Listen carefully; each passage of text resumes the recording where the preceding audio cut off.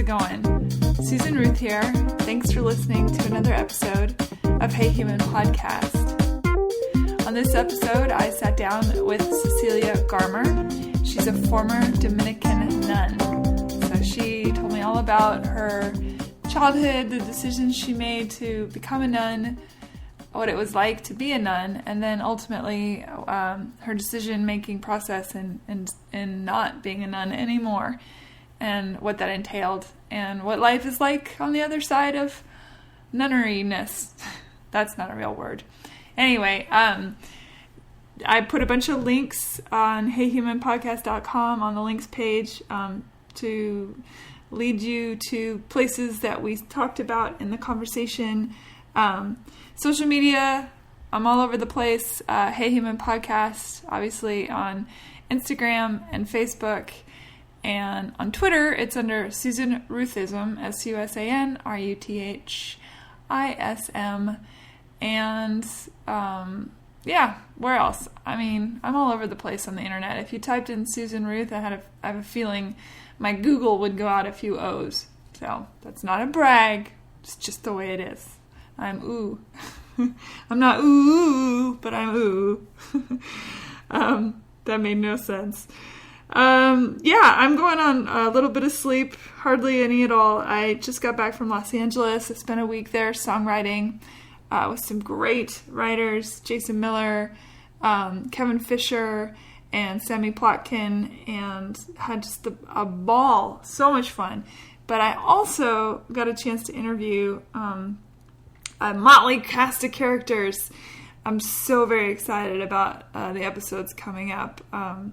Some activists and a witch of the year from the Church of Satan, and just some cartoonists who are delightfully funny. This is just rocking and rolling, everybody. Can't wait for you to hear what's coming up in the next few weeks. I know I say it every single week, but I just get so excited about it. As always, you can reach me, Susan, at heyhumanpodcast.com. And there's a donate button on the heyhumanpodcast.com website. If you're feeling altruistic, takes a lot to keep this machine I'm putting together, keep it going.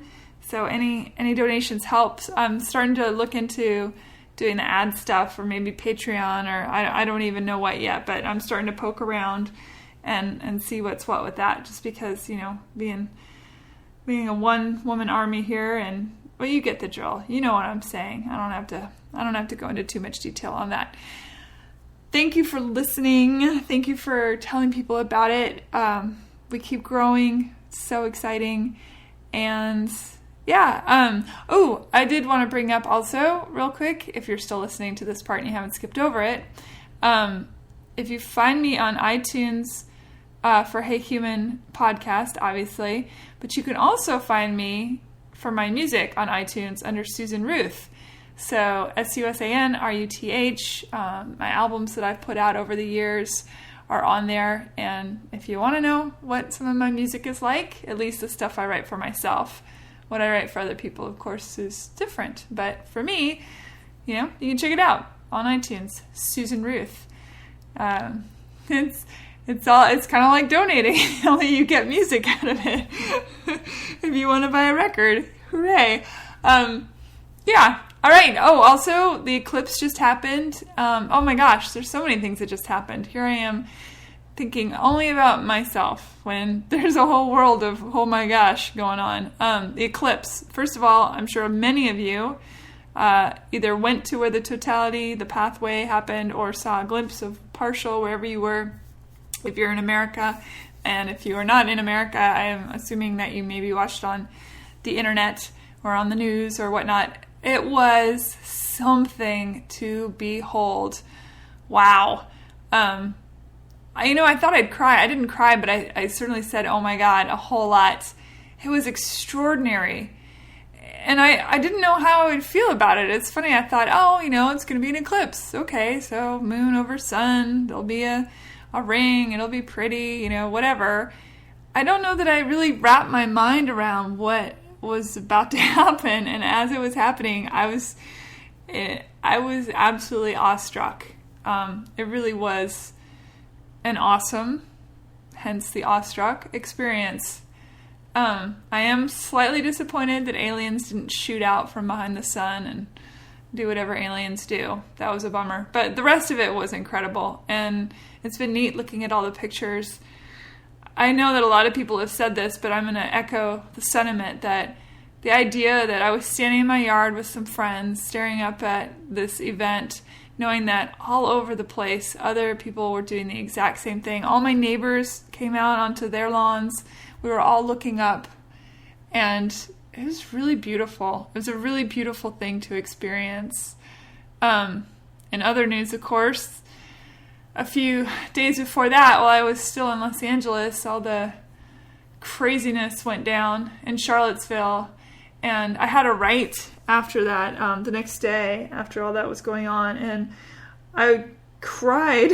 Poor Jason Miller, my friend, I went over to his family's house, and we sat and we wrote, and we talked about life and people and human, people just being so horrifyingly awful to each other. And I cried a lot.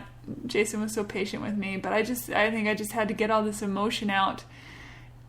I marvel both at how lovely we can be for and to each other, and I marvel at how horrific the treatment, we inflict upon each other. It's mind-boggling to me sometimes. And yet sometimes I think, oh, this isn't a surprise. And I hate that about myself, that when people are awful, I'm not surprised.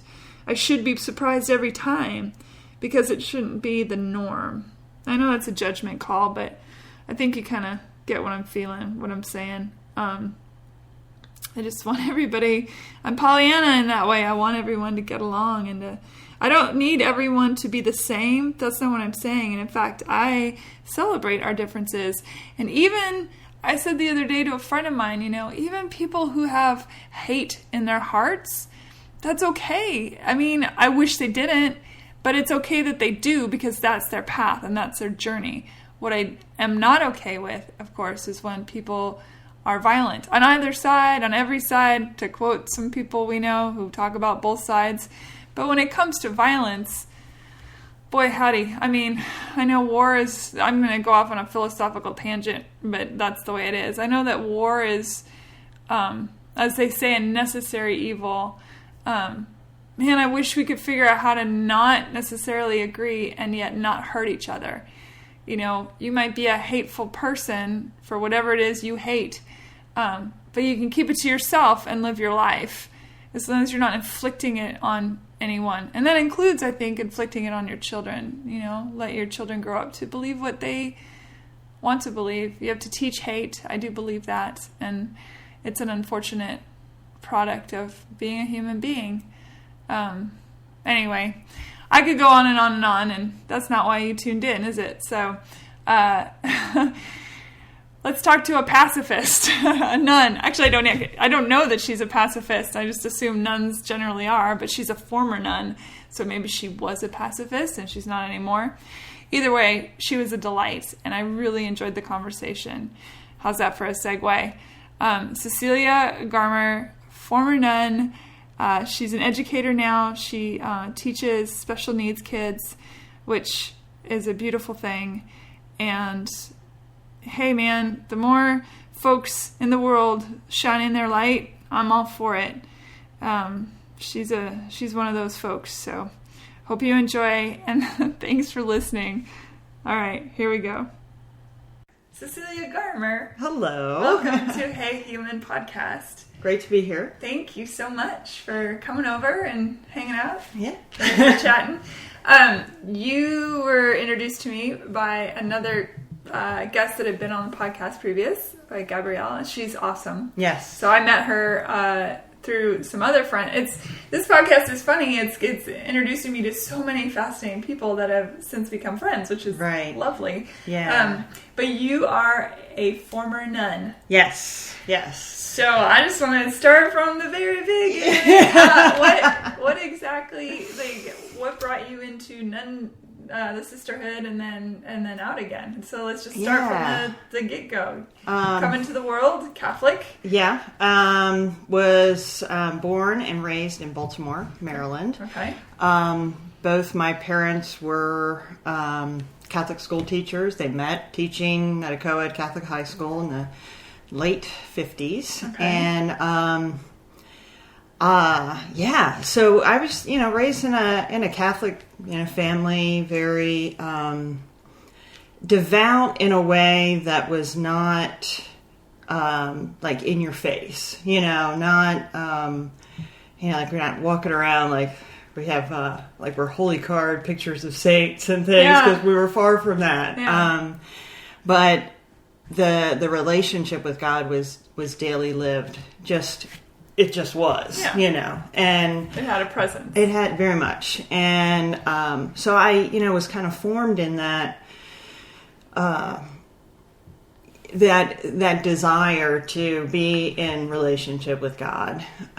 Did you have siblings, I assume? Yes. Like 12, 13? No, I'm kidding. Yeah, no. As is the Catholic way. I know. That is kind of the running joke. Strangely enough, my grandmother was the oldest of 17. Whoa! Yeah, that's pretty crazy. Every time somebody tells me that they've had more than 3 or 4 children, my vagina actually cringes.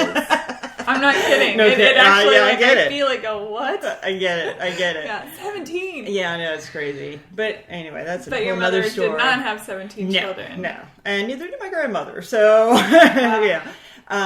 So, yeah, I was the youngest of 4. Okay.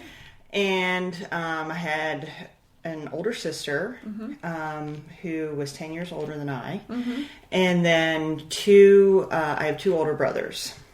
And the older sister passed away suddenly when I was 4. Oh my. She died of Reye's syndrome in 1976, and she was just getting ready to start high school. So that was a definite kind of transforming. At 14 she was? She was 14, yeah. Okay. She was totally healthy, fine, and it was all of a sudden... Reye's syndrome, is that a heart thing? No, it's from what I understand, it's they say not to give aspirin to children who are anywhere from infant to 21 if they have a fever. And back in 76, they didn't know much about this. She had kind of a weird summer flu, and on her own took Pepto-Bismol, which I'm not so sure it has aspirin in it, but it says it on the bottle now that it can trigger this. And from what I understand, it shuts down the liver and causes the amino acids to go out into the system and just basically attack all the nerve cells. And if they nowadays they can catch it quick enough to not cause too much damage, but back in the 70s. Yeah. And that actually was a more common occurrence, I feel like, in the 70s. So I knew I'd heard of that before, but I was like, what? But I don't hear much about it anymore. It's certainly one of those decades that... Yes. Yeah. Yeah. Well, I'm so sorry. Well, it's all part of my story, really, because... how does a family that is so entrenched in the belief of God who loses a child suddenly... Yeah. come to terms with that? That's a really good question. Like I said, my parents were real in their faith. My dad had a real kind of everyday understanding and relationship with with Christ, dying on the cross, the suffering Christ, and who then resurrected and was, he transformed suffering. Right. We still feel it, and we feel it in all its darkness, and its emptiness, and it's in the anger. We feel all of that, and yet, we know he is there in it with us. And my mom always said that my dad, after my sister passed away, they were so suffering in all of this, and he said, and I mean, this is not just like trite sort of saying. He was saying it for because he was feeling it, right? he said, we have to have our Good Fridays to earn our Easter Sundays. And that, hearing my mother say that, knowing what kind of, what she suffered really as a mother, and her, being angry and fighting it, and the darkness that I know she must have experienced. As that was her firstborn, no less. Mm-hmm. I mean, yeah. And Mary Fran, that's my sister. She was everyone who knew her. I still get communications from people that went to school with her who knew her, maybe were older than her and were good friends with her. She was an extraordinary person for so young an age. Yeah. She an was, old soul. Yeah. She was kind to everyone, and was the one that reached out to the kid that was being made fun of, and she was real creative and smart. She had actual Jesus consciousness, in other words. Yeah, right. Christ consciousness. Yeah. And so that she really kind of was my mother for the first 4 years of my life. And so then when she died, we were all grieving in our own way. And so you kind of grow up in this situation where loss is real, the relationship with God is real, and that you just kind of you learn how to live in a way that even though you can go through incredible shit in your life, you can still be a happy person, And especially my dad, he was such a man of joy. And I say in the past tense because he died of cancer when I was in high school. Oh, my Lord. But he was a man of joy. Like, it was, another one of those situations where people loved him, and he loved everyone. Yeah. And yet he suffered intensely, and that there's that whole kind of grappling with suffering and how you can have joy in it. And this is so strange, but it kind of goes into a whole nother realm of my personality. You think of, I have this thing for like female comedians, like Carol Burnett and a great one, right? Yeah. Penny Marshall, these are people who suffered tremendously in their personal lives, and yet brought joy to so many. Yeah. And I mean, just thousands, millions. It's a very really. Comic thing. I think a lot of comics have very dark childhoods and past and things. Well, at 4 years old, I'm curious. So if you lost your dad when you were 14 and you lost your sister when you were 4. Yeah. So at 4, and the explanation to a 4-year-old, let's say a pet dies or something, you have to explain the concept of life and death, but here it's your sibling who's like your mom, as you said. So how does a 4-year-old, how did you come to terms with death at that age comparatively to when you were 14? Well, I think, I don't know if I really kind of came to grips with it when I was 4, because it was just not an understanding of what was happening. I think it definitely set something in motion in me that makes the prospect of loss very painful. Like, it scares the heck out of me, and it's not a conscious thing. It just is. You mean now? Yeah, it's like it's a lifelong thing. It's like any child that suffers some sort of trauma. It does. I teach students, this is my 21st year teaching, and thanks for your service. Oh, well, believe me, it's a joy. It's my passion. And I get that from my parents, they were teachers. So anyway, it definitely, the loss and the trauma of that, young does set something in motion in you. And it could be, there are times, I can get angry or, whatever, but it's just who I am. It's part of who I am. The loss. The loss and my dad and my sister are always with me, and it's not a coping mechanism. That's not, I've had people say to me before, that's, your, faith or whatever. That's just kind of a way for you to deal with it, no, it's not. It's real. Yeah. You know? Well, in my belief system, I totally agree with you. That it is real. Yeah. So I know that, we started off with me being introduced as the ex-nun. But there's a journey to it. There is a journey to it. All right, so you're 14. Your father has passed away. Yeah.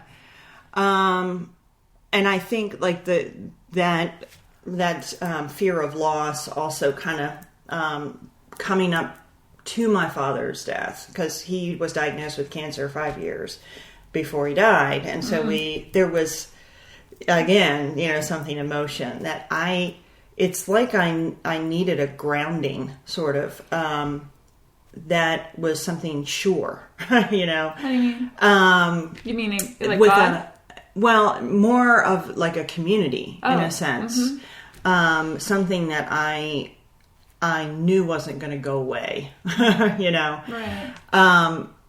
I didn't understand that until recently, till now. That something about me, my personality is that I'm a very community oriented person. I love to bring people together. I love to, make friends with somebody, introduce them to somebody, and then, okay, I'm off to the deck, and it's not that, because I value each of these. Malcolm Gladwell calls those the connectors. Okay. Yeah. And the tipping point. I think it was in the tipping point. Yeah. So, I was taught by the sisters, the community that I ended up entering in high school. They taught at my high school in Baltimore. And I saw their joy, and they were so energetic and dynamic and charismatic, and I saw their community, living, and I was drawn to that. And I felt, and I think too, having been so young, not just with my sister's death, but also dealing with, kind of the edge of life with my dad, and witnessing this, there was a real sense of there's something more, Did your dad have a peacefulness about the idea that he was going to pass away? Yeah, he really did. That probably helps a lot when you're a kid, too. Yes. I mean, it doesn't, obviously, nobody wants their parents to die, but I imagine that would bring some sort of sense of peacefulness to it. Yes. And it not that it was, he wasn't like, ready to leave us. He definitely did everything he could, to stay with us. He was ready to take whatever treatment, and then in the end he ended up having a bad reaction to one of the treatments, and that's what ended up causing the final, that final month, before he passed. Right. There was this, whether it was conscious or not, the fact of eternal life was like right there in my face, and, I was also very, worldly, as a teenager. I was, dating and, just being a regular teenager, listening to... Was it an all-girls school? It was an all-girls school. Okay. But my parents taught at the all-boys high school nearby. So I used to joke and say I had access. Right. Full access to sure. these guys. Yeah, and you did sports, so right there you would also have more of an intermingling, I imagine. Exactly. So, and, the neighborhood, I just had lots of good friends in the neighborhood.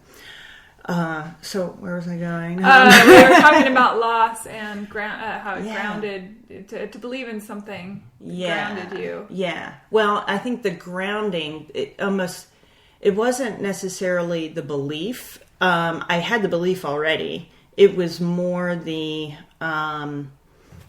substantial, grounding that I needed, because physical person was gone. Right. Another physical person was about to go. Yeah. And so I was drawn to, you kind of look at your family. My family is definitely, they were a grounding. They were, my support system. But at the same time, I had two of my family members leave, so I'm kind of like, wait a minute, and this wasn't a conscious thought. But looking back on it, I think this was a lot of what ended up kind of leading me to enter a community, the community of sisters that I entered, because I saw that as something, it was established. It was Is that a mosquito? I don't know what it is. Hold still. Oh. Good catch. I don't think I caught him. I can see him though. I'll try and catch him. Maybe I caught him. I don't know. Anyway. The whole time, is your mom still there? You know what I mean? Because a lot of times people check out during these sort of things. No, so Mom, she was still pretty yeah. My mom, I joke, but it's for real. She's truly badass. Yeah. She just turned 82 last month, and the strongest woman ever, woman on the planet. Yeah. And I also joke that I'm terrified of her. She's scary as shit. But formidable. But and people that I talk to, people that have taught or she's taught, and they're all like, "Oh yeah, she's she's badass." But she's badass. But we like adore her. Yeah. People see that strength and see. Yeah, she can be a little intimidating, but she is so good to people. Yeah. She's a very selfless person, and the when I was speaking out about wanting to go into the convent, it did not go well with your mom. With my mom. And how old are you when you were basically saying, it seems like a... It was not too long after my dad passed away. Okay, so let's freeze frame for a second. Yeah. You are, 14, 15 years old. Mm-hmm. A time when most people are raging with hormones. Oh, yeah. And you're and you have access to that and all that. And you think, not so much. I'm going to go be a nun. I know, isn't that... Well, the thing is that I was dating... constantly, all the time in high school, and it almost became like a joke. I laugh now because 3 of the guys that I dated seriously, when I was before I entered the convent, all 3 of them married the next girl that they dated. After I broke up with them or whatever. By the way, that weird sound is my pipes, and the guy was supposed to come fix them, and he hasn't come yet. Sorry. So if you hear that, it's not a demon from the kitchen. It's, anyway, you never know. A demon that's shown up in every podcast now. Anyway, so so you're the last stop before they get married. Yeah, it's so bizarre. They must have married young. Well, people do in that their early 20s. Religious folk tend to can have the sex that everyone's talking about. Right, exactly. But had you been intimate at this point? No. Okay. No. And that might be a conversation for another podcast. Oh, really? Yeah. But yeah, so I was. I dated right up till the week before I walked into the convent doors, and it was probably not like the most usual thing, but I guess I was so sure of, of what I was supposed to do going into the convent that it was safe for me to date because I wasn't... It wasn't kind of a distraction to me in a sense. It just was me being a normal teenager, and yet, okay, I've got this. That's my course. What did your mom say to you? There was a lot in there. She had lost a lot, So she lost her only other daughter. She had just lost her husband, and She couldn't believe that God would take another person away, and I totally understand. Even to the, well, because especially the community that I entered, they, while families are definitely a part of the community, there is a definite separation, and it's felt by the family, by the sisters, where. There's a bit of a cutoff, And I know you marry God, right? Is that sort of So it's kind of like the idea, becoming a bride of Christ. But there's, stages, so it's not like right away. You don't make vows. There's kind of years of preparation and that kind of thing. So, what is it like at first day of convent? Is it school or is it actual? Do you shave your head or something? No. No Shave, no. Okay, I don't know. I mean, all I have is from the movies. Yeah, no shit. Yeah. So, right. So, Sound of Music. We all think of Sound of Music. There's with Maria she was wearing kind of like a black outfit that wasn't like a habit in the sort Sound of thing. In the Sound of Music, right? Yeah. In the beginning, and so it almost looked like a pilgrim sort of outfit. Sure. She was actually just a postulant, which is the first year. Okay. So she hadn't really made any vows or anything. She was just in the going steady stage, I guess, and that's what the first year is. And you're allowed to leave if you don't want to stay. Yeah. Up until 7 years, pretty much, you can leave freely. And okay, what does that mean exactly? Well, I mean, you could even leave. The 7 years into it is when you actually make the final profession of vows, where you say "for all my life," and it's a final commitment. And what happens if you break that? Well, now we're jumping to the day I entered and then leaving. Okay, yeah, before we go there then. Yeah. But I do want to ask that question, so let's remember that for sure. But so first day of convent life. Yeah.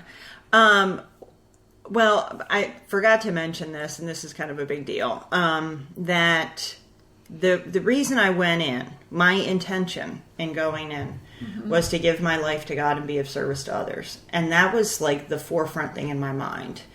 And so that's, like the focus. That was my one focus. While I could date and all that stuff, that was boom. It was like laser, focus. And so that first year, it was hard. I don't know, and that was in 1991. I don't know if I could have done it in this day and age with all the technological access. That is had. The big deal in 1991 was the fact that we got a cordless phone that we could take from the kitchen to the living room. Cell phones, not a big deal. Convenience would have kept you from maybe or would have made that separation even more difficult. The god of electronics. Yeah, exactly. I love electronics. Have you read the book American Gods by Neil Gaiman? No, you probably love it. Okay. I have to check that out. For a reader, it's incredibly good. Awesome. So going back 1991, there was a separation, but there wasn't even email then, Sure. So it was, letter writing. We had a lost art, if ever there was. Right. So when that first year, we could write our family twice a month. Phone calls, we didn't have like normal kind of phone calls, like, hey, just calling. And why is that? It's so that the sister. By the way. It does. It is to help, because it's such a radical change. It's to help the sister to focus on this new life, which is radical. It's not like anything that we have in the world, really. So it was hard, but at the same time, I still I had that laser focus sort of thing. But it's funny because looking back, I remember being at prayers like the second or third night, and kneeling there and thinking to myself, what the hell have I just done? Ironically. Right. And which is even more hilarious. Well, not hilarious, but poignant, I think. Because since I've left, I've never had a second thought about it. About leaving? I've never regretted leaving. Sure. I never regretted going in, except, that I'm like, what the hell am I just done? Like, what are you thinking? Why do you think that was? Do you think it was the being kind of ostracized from the family unit, or do you think you just realized the gravity of the choice? I think, realizing the gravity of the choice, I'm a free spirit, and when you're a free spirit, like Maria, when you're a free spirit, I live a whisper cloud. yeah. At this point, it was how to solve a problem like Cecelia, more like it. Well, at least it, fits in the song. Exactly. But yeah, so I think just, so many, regulations and rules and everything, which I knew were there and I had kind of wanted, but boy, when you're in the midst of them, Do you think, since death is something so out of our control, that the idea of being in a place that's so controlling, not in necessarily a negative space, but just a controlling environment where there are so many predictables, rules, that was the appealing thing somewhere in your psyche? Yeah, maybe. Could be. Yeah. Definitely could be. But also having, that relationship with God, but then also relationships with other human beings that are supposed to be a support, to just living life, and they were, in my mind, they were a sure thing. Like, you were going to have these supports that weren't going to go away, not that the sisters weren't going to die, but that they were always going to be there, like you were going to have this. When I went in there, in the entire community, there were about 150 sisters, from the youngest to the oldest, who at that point was probably like 98 or something. And there's also a Mother Superior within it? Yeah. Okay. So, and when I entered, there were about 14 of us that all went in at the same time. Did you know them beforehand? There were two of them that I did know. Okay. There were two girls that I went to high school with who also went in, which was very unusual. And it was, some people might think, oh, y'all just sat around and went, hey, let's go to the convent, And it wasn't like that at all. One of the sisters, or one of the girls that I, was in high school with, was actually, she had been like in this goth kind of, group, was almost expelled sophomore year of high school because the sisters thought she was in some kind of weird, satanic cult thingy or whatever. And you're in the wrong cult. Yeah, right. We have much better cake. Come on now. Yeah, right. So, she actually came to me. We weren't like friends, but we hung out in totally different crowds.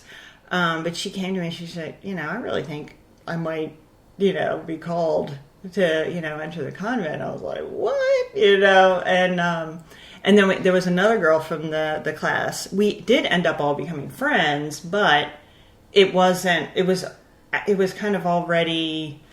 The choice and the pull was kind of a separate thing. Sure. I kind of look at it, when Jesus called the apostles, it was an individual call for all of them. Some of them, like Matthew the tax collector, Jesus walked in and was like, follow me. And he was like, all right, that's kind of crazy. But he did, he just got up and went. But then there was,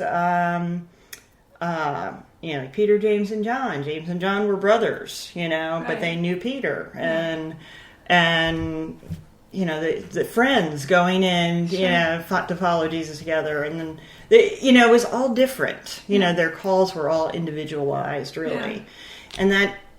And that was definitely something that I, kind of experienced and saw, with my two friends. And, but then, we would hang out before we entered the convent, sure. And we would do like crazy, because we went in a year after we went to college for 1 year. So, we also experienced a little bit of the college life. Was that intentional? Or just the way it's just kind of it's just kind of way it worked out. Okay. But then when we went in, we were still friends, but the whole relationship kind of changed, because that we couldn't do the same kind of things that we did before, like smoke pot. No, we didn't smoke any pot, but a little too much of that sacrificial. No, that's no. Sacramental one. Yeah, one of those two. One of those. The goth girl did the sacrificial one. Yeah, no. Well, she didn't actually do that. No, she didn't do that. She just hung out with those people, or didn't really hang out with anything. Yeah, we all have the goth friend. Yeah, sure. But and the other two are still in, and they're beautiful sisters. So two of you left and two of you stayed. No, two of them are still in the convent. I'm the only. Oh, there's three of you. Sorry. Yeah, there were three of us. I don't know the fourth one in my mind. Yeah, but there were 14 altogether from age 18 to 41 that entered together. We all entered at the same 41, time. 41. That's interesting. No, 14. Yeah. Oh, yeah. To be 41 years old. Yeah. To go in. Yeah. Although, part of me is like, I get that too. Yeah. There's an appeal to that. Yeah. When you I don't know, look outside. Yeah. in the world today. Anyway, so... Well, it's kind of funny because I'm about to turn 45 and I can't imagine going in. Sure. That's interesting. Yeah. But the other two who stayed are just, they're lovely individuals, and out of the three of us, I was the one that they were like, she's not leaving, she's the shoe-in, she's the lifer, sort of thing. And that was my thought as well. How far in were you starting to have doubts? And also, I know that this is a question that other people think, but again, hormones are raging. Yeah. Was there, stuff going on with the sisters? I imagine because it's human. Well, I can't speak to that. You don't? I don't. Okay. I can't speak to that. So, yeah.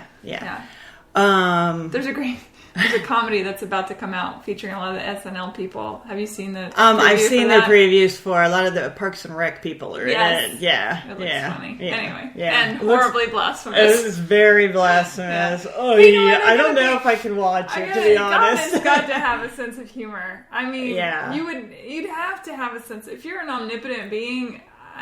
Seriously, you gotta have a sense of humor. Yeah. Oh, yeah. That's why the chosen people are so funny. Oh, completely. The Jews, funniest people. Exactly. Like the coolest people to hang out with. It's hilarious. All right, where along the ride did you start saying, something ain't right?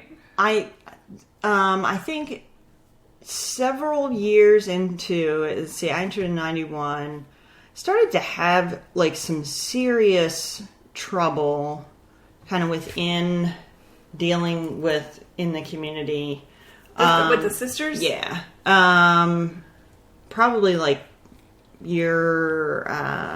don't know, I've been in maybe 10 years. And okay, so you made it 10 years before you started. Well, there was trouble, but there hadn't been. I'm trying to think of what is trouble. Okay. Is it like Katy Perry, Taylor Swift trouble, or is it like when you get that many women together? That's it's meow. Is it get catty? Even nun catty is it's just the images that. Well, seems funny. Well, it's I don't know if you know the comedian Angela Johnson. Huh. She's if you ever heard of Bon Qui Qui, she's you have to check out Bon Qui Qui. But anyway, Angela Johnson, she does this comedy, stand-up comedy, and one of the things she talks about is this was like in the Christian church wherever she went. She would joke about how we don't gossip. What we do is we get together.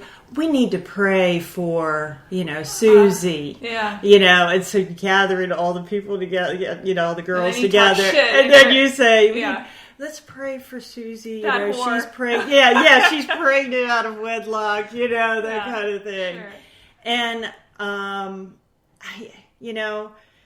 go back to Eve. I tell you, us women, we have a hard time with our mouths, you know. Sure. We just do. Yeah. And we can twist the truth, you know. We can... Well, women are expert manipulators. Yeah. That sounds really sexist to say, but it's true. I would challenge anyone to not agree with it. Seriously. I mean, come on, we got to be honest about it. We got to know ourselves. Absolutely. Yeah. All the guys right now are listening going, yep, that's pretty much right.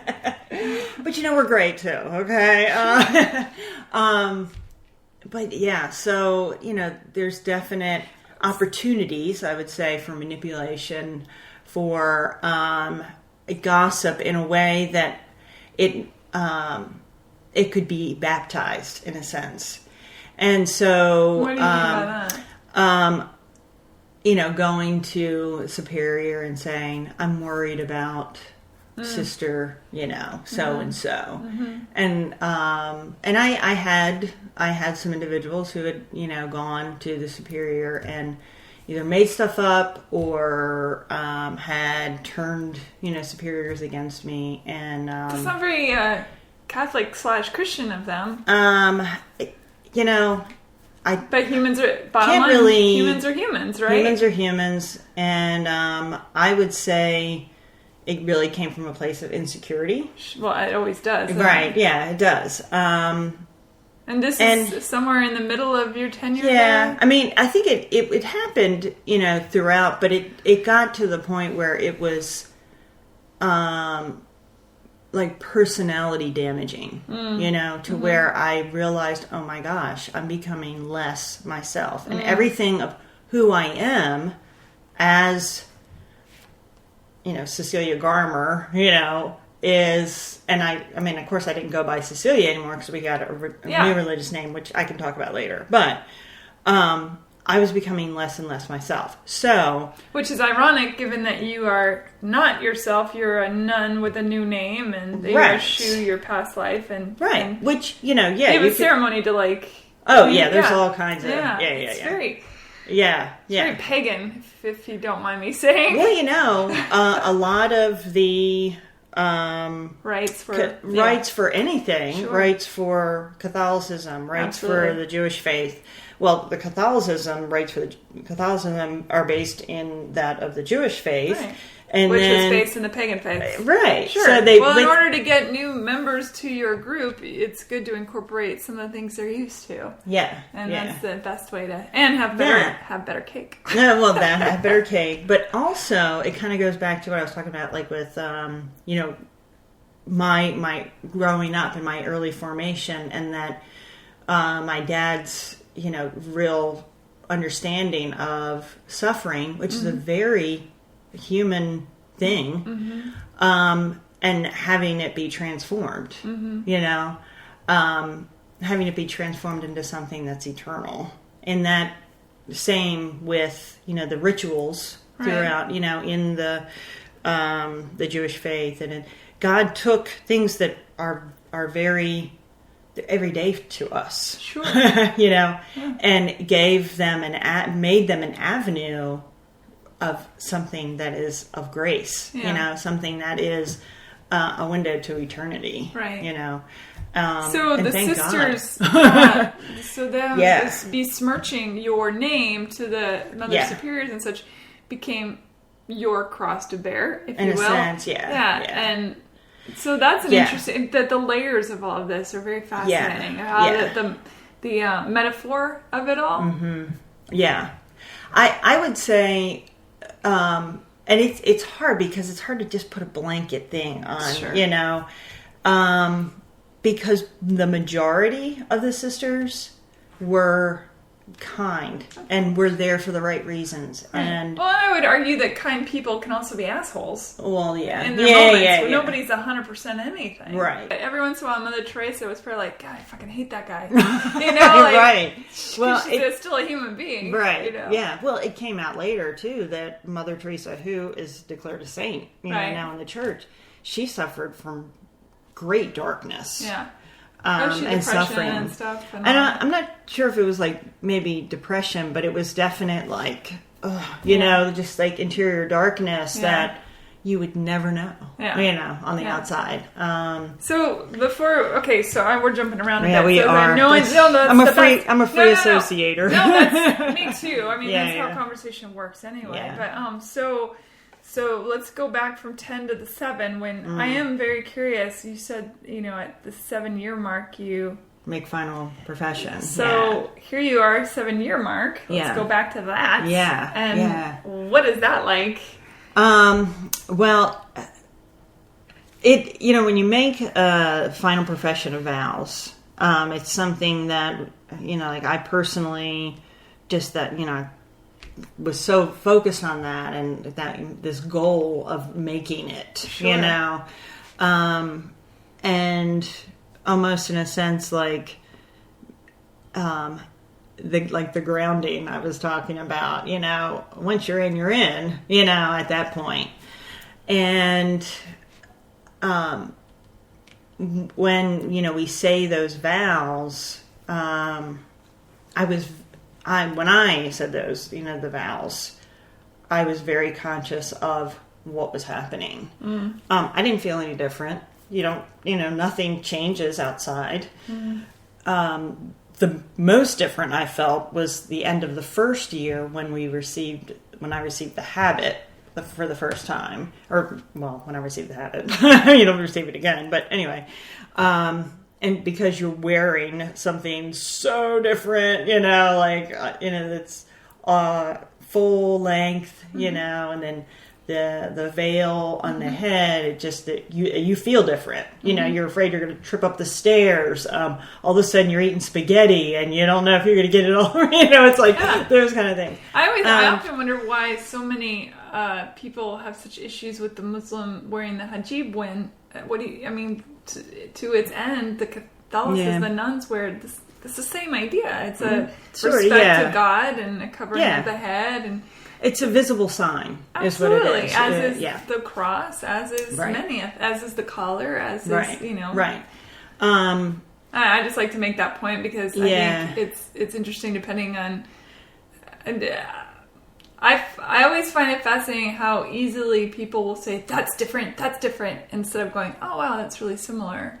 These are two faiths that cover the head out of respect. That kind of thing. Yeah. I would for say, the women. As long as it's a when I entered the convent, it was a choice. That I made to wear it, and it just I still think it's a choice for the Muslim women as well. Yeah. I mean, absolutely. Now, like in some cultures, things have gotten out of hand and crazy. But most of the Muslim women I know who wear it are absolutely by choice, proudly and happily. Yeah. So anyway, all right, I digress. Okay, go ahead. So boy, we just really I know I went off the tracks there. So you got the habit for the first time. Yeah, and was it a hard habit to break? Sorry, I had to say that. Right? That's funny. Yeah, breaking the habit. I don't know. You heard that one. I've heard that one. Some people suggest that for the name of my book, but that's coming down. Are you gonna write a book? I'm working on it. Very cool. Yeah, working on it, But mainly it's not just about the convent years. Yeah. There's a lot more there. Yeah. And how do you? For the book or for the book. Oh, yeah. By the way, what's up with the Pope saying that gluten-free Eucharist doesn't count as body of Christ? I don't know. I had my whole this thing. I'm like, oh my gosh, because I'm celiac, and so oh gosh, I even when I went with my friends to their churches and stuff, I would have partaken in communion because I think it's a beautiful process and it's a lovely sentiment. Yeah. And Jesus, my homeboy, I'm down. And but I couldn't do it because it's not gluten free, and so I was like, I'm going to invent a gluten free Eucharist. It's going to be funny. Eucharist assured. Oh god! Well, that so good, and then the Pope went and dashed all my dreams. Well, the one thing to understand about that is if there weren't any other avenues to receive the body and blood of Christ, then I'm sure that there would be more of a kind of a lax on that. And there were sisters who were celiac as well. I'm sure. So, but they could receive the consecrated wine. Right. Which is not. Right. So sure. I mean that. Yeah. But it's not the blood and not the body. Don't you need the whole kit and caboodle? Boy, yeah.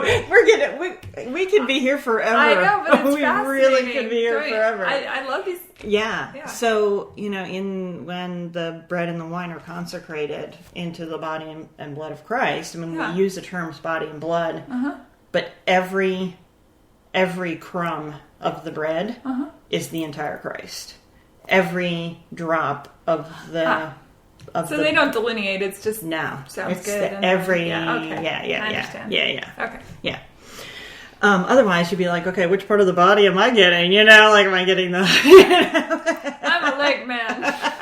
I mean, this is kind of weird. I mean, that's what the if the Eucharist is chicken, you're like, do you want white meat or dark meat? I know, you're right. Back in the wings of Christ. I know. Hot wings of Christ. It could go on forever. I know, but back in the early church times, the pagan Romans were accusing them of being cannibals. Mm-hmm. Makes sense. Yeah. So, and it kind of shows almost that the ancient Romans believed more in the presence of Christ in the Eucharist than, absolutely. So that's kind of an interesting way to look at it. But so you got the habit from the woo, here we go. Back to the habit. When people say, and I still have people nowadays that will ask me, well, gosh, wasn't it hard to wear? When you could, I'm sure you still played basketball when you were, and I did. We could, I'd play basketball with my students or whatever, and I would play in the full habit. Well, Prince played basketball in his full purple one outfit with high heels and everything. And that's something else. Well, that's something else. Prince the bomb. Totally is the bomb. But I loved wearing the habit. Of course, it's so funny because now I love like getting all girly and the whatever. But I loved wearing the habit because it was the visible sign. Yeah. And I got my undergrad at MTSU, and there were about 7 of us at the same time on campus, and we're walking around. We're walking around, full habit. Of course, the students thought there were about 40 of us because it seemed like we were everywhere. But I was like in my head, everything. Made you think about God. Made you think about God. That's a good point. Actually. Yeah, and but it also made me very, very conscious of wherever I was, that I was a representative of something bigger than myself. Yeah, and very big, very big. And I might be the only religious sister that somebody comes into contact with. I might be the only representative of the church, of God, whatever, that this person comes across. And so being very conscious of that, sometimes I would kind of be like, what? If a sister was kind of, weird to like a cashier at Walmart, snarky or something. or complain about, I only saw that a couple of times, but I was like real kind of, patient, whatever. One time I was on a plane and I was a teenager. I was going to visit my grandparents and my parents put me on the plane and off I went. And that cart came down the aisle. And the little baby alcohols that they used to keep before. Now they put them, back with them. But before they used to be on the carts. And, the flight attendant was coming down the aisle and then she went to go do something and it was right there, all the alcohols. Mm-hmm. And I'm looking around and I lean to steal one and there's a nun straight one back and across. Yeah. And she looks at me and I'm like, sup? And I'm like, oh my God, I almost got busted by a nun. So I didn't do it, obviously. But that's hilarious. I'm sure she thought it was hilarious too. I bet so. Yeah, you have that guilty kind of look anyway. That's funny. So I saw wearing the habit as a privilege. What did you study in college? Interdisciplinary studies was my graduate degree. Okay. With a minor in studio art. Oh, cool. And so that's what MTSU calls their education degree is interdisciplinary studies. Sure. And then later on, I got my master's in theology. So, cool. Yeah.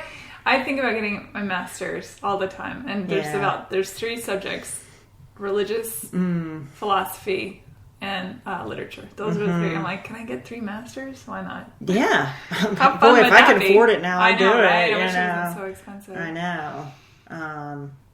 Yeah, but the sisters, they're always getting their degrees. Yeah, always going from one degree to the next. See, maybe I'll become a nun at like 40 something and just be like, all right, go to school now. Check out later, everybody. Yeah.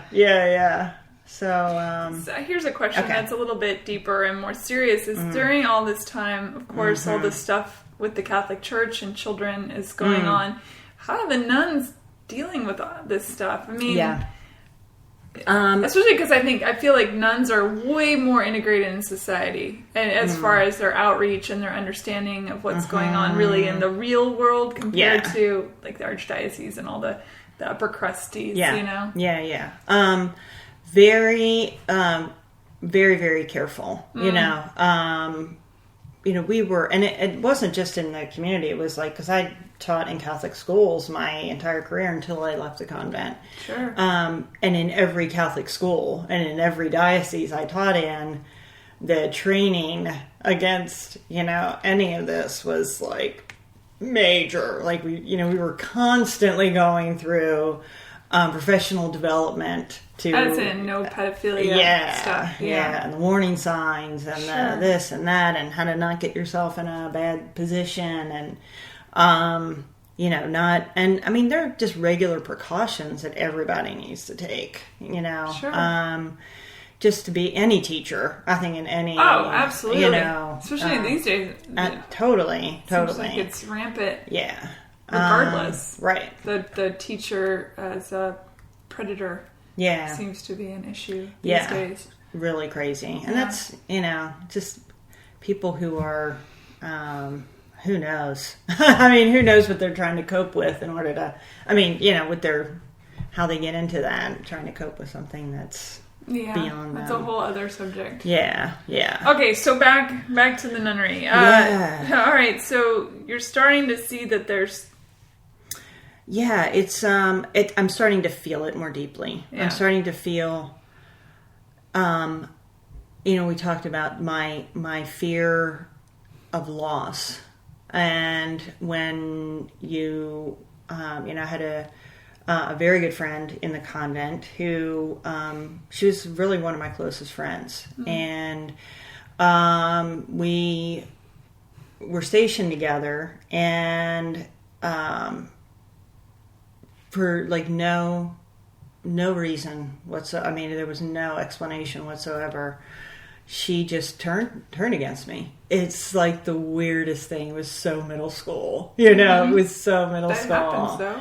Yeah, but it was hard because there were just 4 of us, living in this one, convent, teaching to school and everything, and I think definitely it had something to do with jealousy, and that was... It usually does. And it, when I say these things, to some it might come across that, I'm kind of like full of myself, whatever. I just see... I know every person ever was created, whoever came into existence, has their own specific gifts, talents, life experiences, whatever, that helps them to fulfill whatever it was that they were created for. Absolutely. And they're the only person that can fulfill that mission. No one else can do it because they don't have, nobody else has those same talents, whatever. And I see the gifts that and it took me probably until like the last 2 or 3 years before I left the convent to realize this, that the gifts that I have, that a lot of people were jealous of and were trying to beat down, were gifts. They were indeed gifts. And they were for the good of others. And they were certainly for my good and my existence, but for the good of others. And what kept happening is those gifts were either misinterpreted or, I'm a very outgoing person. I'm very personable. I love people.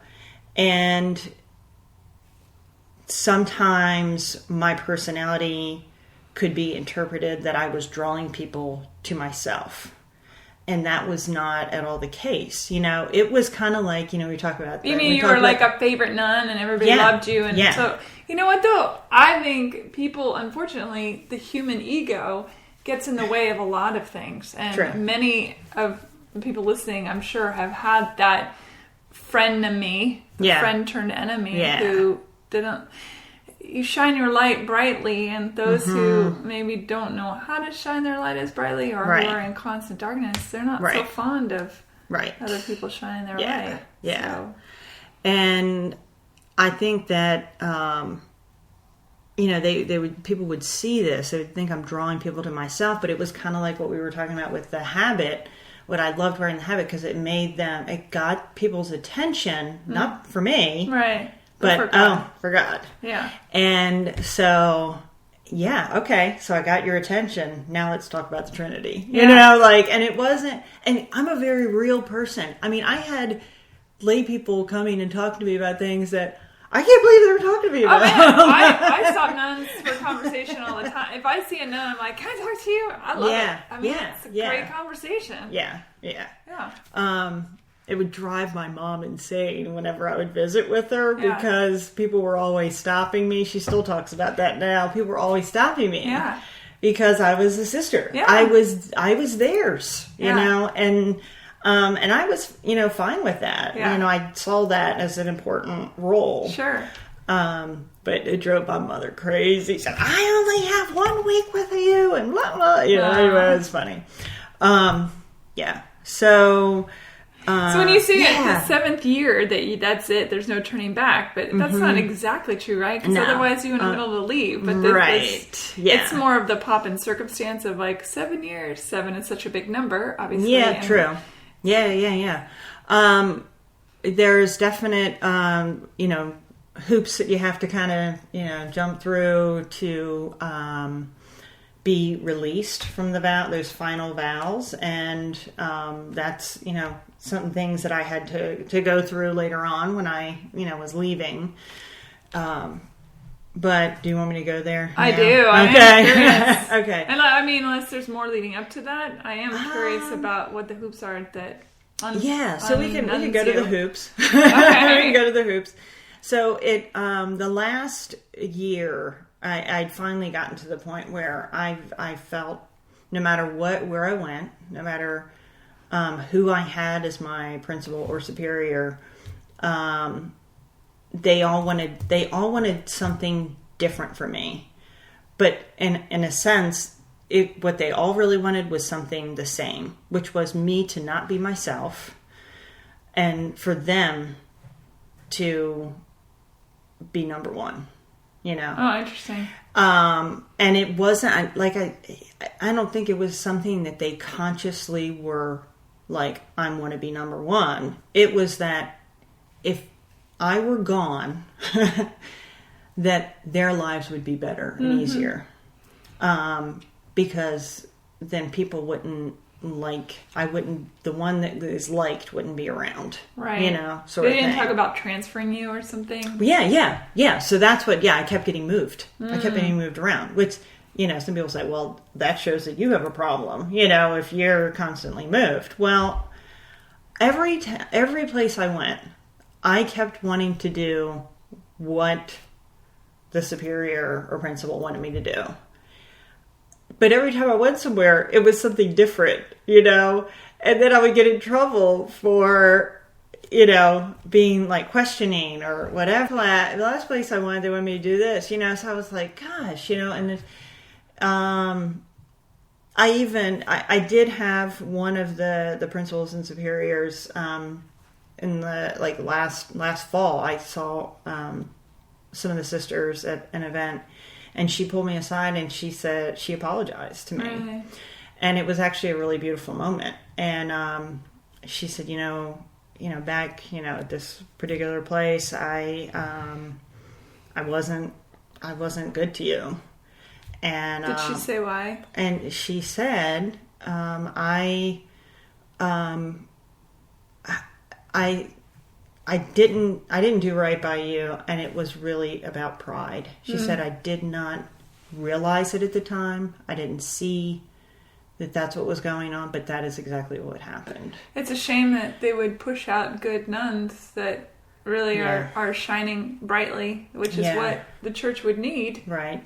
That's what a community would need. I mean, it doesn't matter to me what faith you're in. It truly doesn't. Believe me, I'm not perfect. Yeah, if you're, if you're a good human being and you really are trying to make the world a better place, and not from a place of destruction, but a place of love and grace, regardless of the religion, right? Then it's a shame that doesn't get propagated.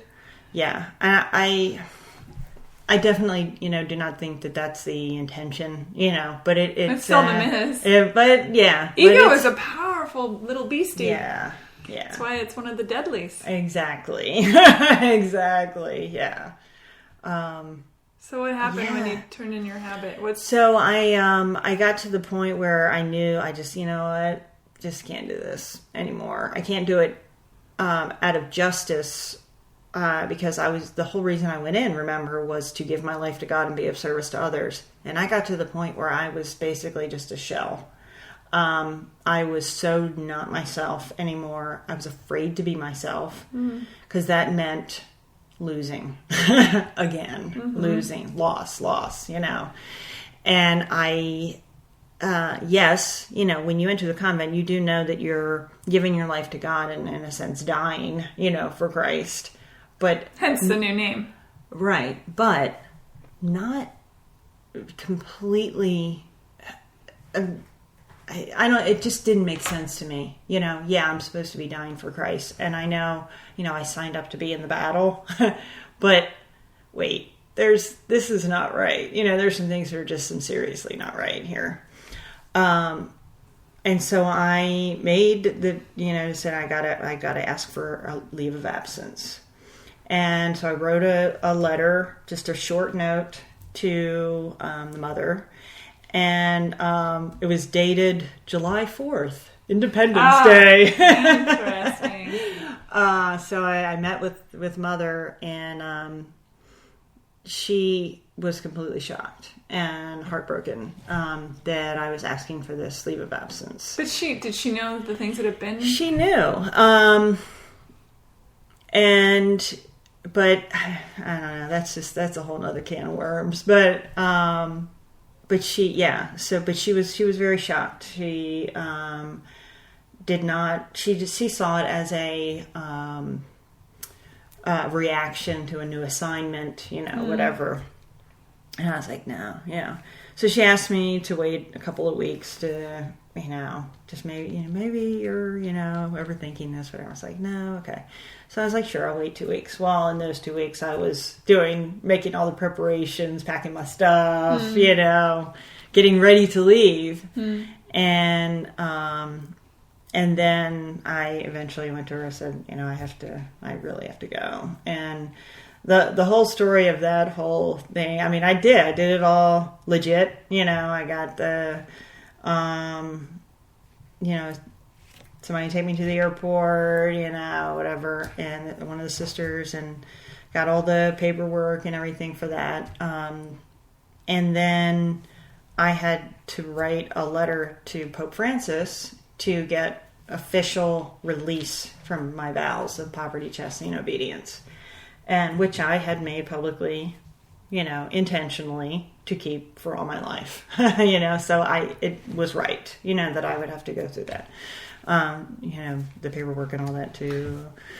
Sorry, I just have to ask, how does a grown woman or man, for that matter, take the vow of chastity? That's a whole nother podcast. We'll deal with that one. Was it hard to do? Oh, yeah.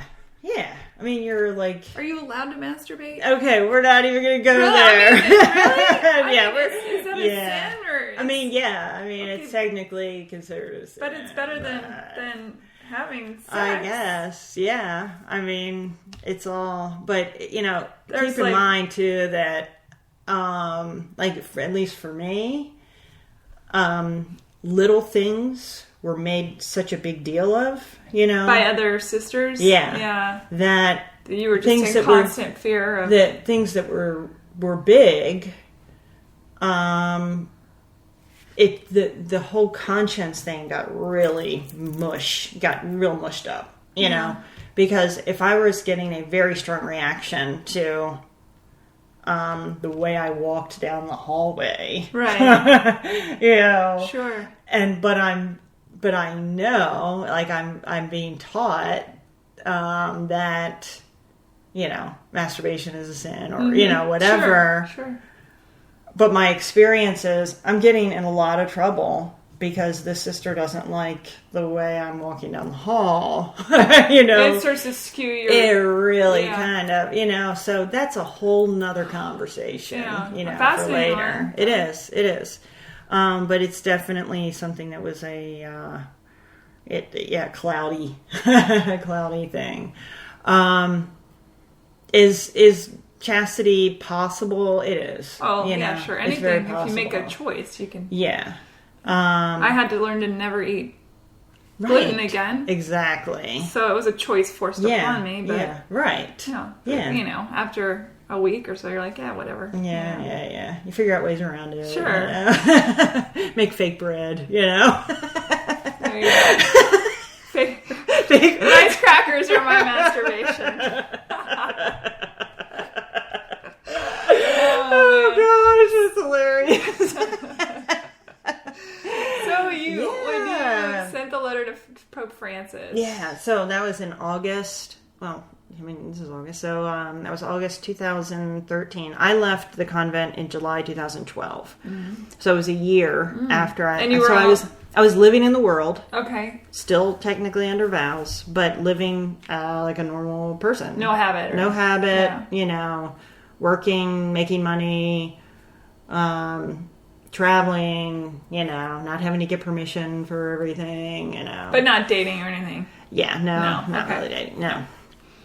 And then in August, I wrote the letter to Pope Francis in conjunction with the Mother Superior. She also wrote a letter. And I knew that the paperwork was going to take several months. I mean, it's huge, organization. So, that came back in February of 2014. And Mother called me. She said, paperwork came back from the Vatican. I can come to you, or you can, if you want to come to the convent, you're free to do so. So I was like, I'll come over, to the convent. So I went, and in your letter to Pope Francis, did you have to say why you were leaving? Or and saying that I understood, that I had made, this commitment, and but that I felt that I could not continue to do it without trouble, I guess, in a sense, for my soul. Really, which is true. I could not, injustice continue. So then the paperwork came back, and met with Mother, had a lovely, lovely conversation. And then we went over to sign the paperwork, and I knew the second I put my signature on there that that was it, and that I was, would be not, I was free, and I picked up the pen and I'm getting ready to sign, and I put it down and I said, can we just pray, say a prayer? And she was like, oh yeah. So, she did this beautiful spontaneous prayer, blah, blah, blah. And then I was like, okay. And I picked up the pen and I signed it. And as soon as I finished signing my name, a huge weight lifted off my shoulders. I talked about how I didn't feel any different, when I had made my final profession. I felt something different, and it was very real. Yeah. When I signed, and I knew that I was free. Did you sign it with your sister name or with your birth name? With my birth name. Okay. Yeah. Sure. Yeah. So, well, actually, no. It was a sister name. Boy, it's been a while. I should go back and look at that. I know. Everything's so cluttered. Sometimes there have been times that I have signed my sister name. Yeah. Well, can you say what it was? Sister Jane Francis was my religious name. Right. And ironically enough, when you had asked me, now I don't know when you're going to post this podcast, but a couple weeks. Okay. Well, today it's the feast of Saint Jane Francis, who's she was my patron, my sister patron. And what was she famously sainted for? She was her story is very, very interesting. She was came around in the 1500s. She was a French noblewoman and had grown up really, strong Catholic family. Ended up marrying at 21 and to a great, awesome guy. They had 6 children. Then her husband was suddenly killed in a hunting accident 9 years into their marriage. And she then, after her kids were going to be taken care of several years later, she ended up becoming a nun. And she started a religious order of sisters called the Visitation Order with St. Francis de Sales.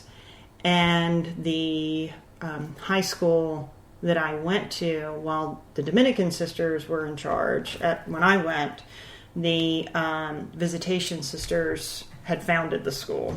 So the sisters who were founded by St. Jane Francis, so there's a history, definite history there. And when the name I took, Jane Francis, was in honor not only of St. Jane Francis, but also of my dad and my sister, because my sister was Mary Francis, and my dad was Jack, and Jane being a form of John. So, it's I'm very conscious of another one pulling for me up there, in St. Jane Francis. So that's cool. Yeah. So when you left, as you walked out the doors after signing that piece of paper, what did I do? what happens next then? You go to Outback Steakhouse, have a bloomin' onion? I mean, what do you do? Well, honestly, that night... That was not a plug for Outback Steakhouse. No, it wasn't. It was just the first weird thing that popped in my head. It's funny because Mother said to me, you need to just go and have a glass of wine, which I thought was awesome. I was like, okay. So I went, and there is a wine called Aquinas wine. Now, St. Thomas Aquinas was a Dominican, which is the order that I was, and I was like, I'm going to get a bottle of Aquinas wine. I think I drank the whole thing. Nice. It's a great wine. I am putting a plug in for that. That's so funny. Yeah. So, how are you with God at that point? Better than I had been in years, to be honest. Yeah. When I left, I had a conversation with one of my old high school boyfriends, who is happily married, great guy, wonderful family. And he said, how is your relationship with God now versus, in the comment? I said, it's better, He said, well, then you did the right thing, Yeah, I think in a lot of ways, all the stuff in between a human being and their faith, whatever it may be, all the different quote-unquote requirements convolutes that feeling of connection. When you just connect, instead of worrying about going through the rabbi or the priest or the pastor or the imam or whatever it is, or even the tome for that matter. I think people find a peacefulness when they read tomes of religious texts. But ultimately, that idea that, the temple of God is within, that... True, yeah. That all the other stuff, it almost is confusing. And it can be. Yeah.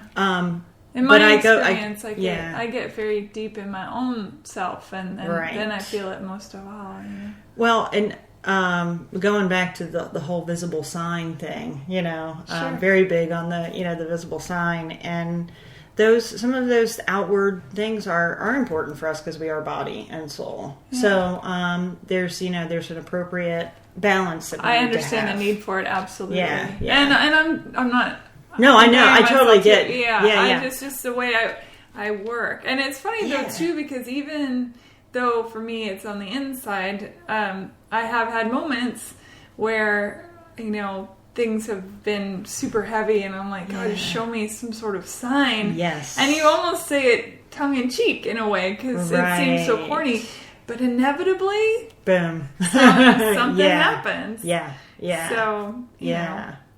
I often say, and in fact, I had a songwriting appointment the other day, and we wrote a worship song. And, I write all different kinds of songs, but this one in particular was a worship song. And I said to my co-writer, Shelley Skidmore, who's an incredibly talented woman, it isn't whether or not we have faith in God, it's whether or not we think God has faith in us. Mm-hmm. And to me, that is so resonant. That's where the tripping over my own toes happens, where I think, who am I to be worthy of such love? Right. Yeah. But the bottom line of that is learning to love oneself is the most, for lack of a better word, godly thing a person can do, Yeah. And I'm not even religious, but that to me makes philosophical sense. Yeah. And it doesn't even have to do, like, you can be an atheist and still have that sentiment. It's like learning to love oneself is the ultimate connection to all things. What I always say is that being able to recognize the gift, and when you're able to recognize the gift in yourself, in other people, that's really recognition that somebody else gave it. Yeah. And you can replace the word miracle with beauty, with hope, with faith, with any of those words. Because they're all related. It's all the same thing. Yeah, it's all related. Yeah. So, at least in my belief system. Yeah. And I might be wrong. I mean, that's always it's... God has a way of, he's infinite. So he draws us in all different ways, Yeah. And he... you were saying how... and I refer to God in the pronoun he as well, but I don't. To me, it's just a word. It doesn't really... I don't picture like the dude on the chair with the beard or anything like that. Right, it's just, right. Yeah. Semantics. Well, the only visible sign we had of that is Jesus. So, so we you go to God's house and the toilet seat's up. You're like, I knew it! Right. I knew you were a dude.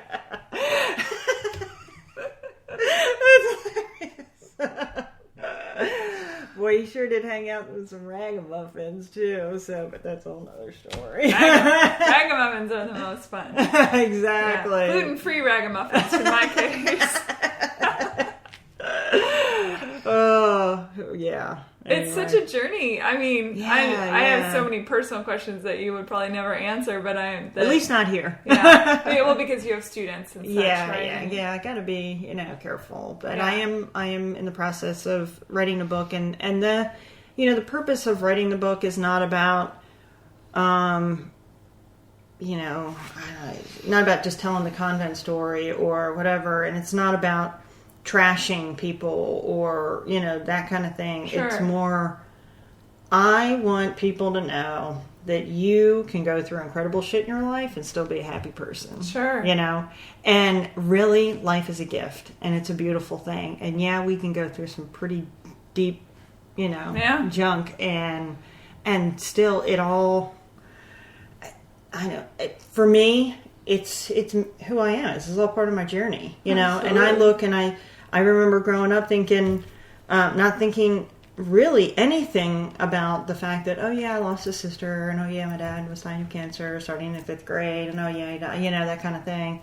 And like thinking that's the norm of existence. Sure. And thinking, everybody else, but no, not everybody else, experiences that. But they experience their own, kind of struggles or, traumas or whatever in life. I also, to me, it's normalcy to say, when I was in the convent, but that's not a normal thing to say. Sure. And I laugh about it because I realize, it's not normal, but for me it is. That's just my journey. Absolutely. And it's my journey. While there have been some really hard things, I wouldn't change any of it, and that's a good place to be in. Yeah. For sure. Life is beautiful. Amen. So, amen, sister. Literally. Literally. So for not anymore. Right, I'm the unknown. Yeah. Cecelia, this has been fantastic. Yeah, thanks. Thank you. Thank you so much. Yeah, and when is the book coming? Oh gosh, I'm still working. Yeah, it's in process. I understand. Yeah, absolutely. Some things is a little hard to get through. You have to make yourself sit down and get through it. Absolutely. And yeah, it's kind of hard because I'm teaching and trying to do that at the same time. So yeah. Well, I think before we start, I just say I'm assuming, having only known you for an hour now, that you likely make an incredible teacher because you're able to see things from so many sides. Are you teaching in Catholic school? No, I teach at a private school in the area that serves students with learning differences now. So, and I've always taught middle school, and I love it. I love middle school. Yeah. It's that, I guess, just because my whole focus on the journey. Middle school is significant journey material. I'm not talking about it's the Rubicon. I'm not talking about Steve Perry journey, but it's that transition from one major time in your life to another big time in your life, and I love being part of that and helping students across that bridge. It's so fun. It's awesome. It is. It's so fun, and I get to be an early adolescent for all my life, so amazing. Yeah. Cecelia, thank you so much. Bye everybody. Bye.